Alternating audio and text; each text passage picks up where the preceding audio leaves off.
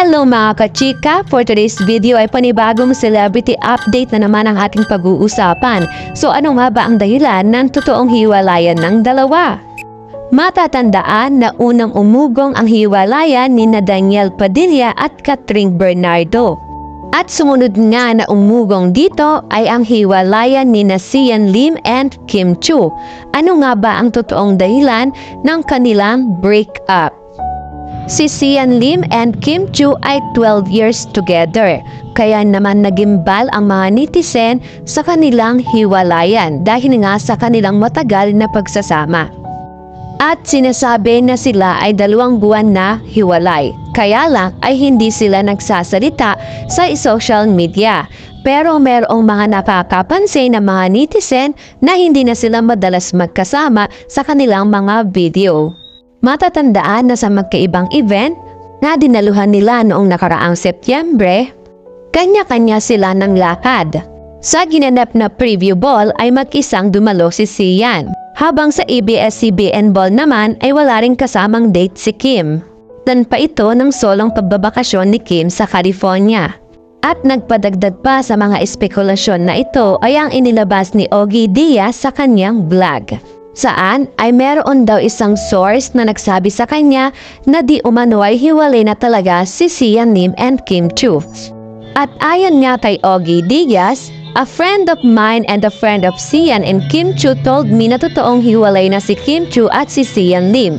Di lang maamin ni Kim Chiu kasi nga pinoproseso pa ni Kim Chiu at si Sian Lim din. Hindi mo rin siya maaasahan syempre na magkomento or magbigay ng kanyang statement tungkol dito. Sabi sa atin ng friend ko, wala naman daw third party. It just that parang walang mga plano si Sian sa kanilang 12 years na relationship. Parang hindi niya priority. Parang naghihintay lang si Kim Chiu ng proposal. 12 years na sila eh. At nakumpirma na nga na hiwalay na ang dalawa. At dahil dito ay marami na namang lumalabas sa social media na nalilink kay Sian Lim. At isa na dito ay si Iris Lee. At habang si Kim Chiu naman ay inililink ngayon sa kanyang leading man na si Paul Avellino.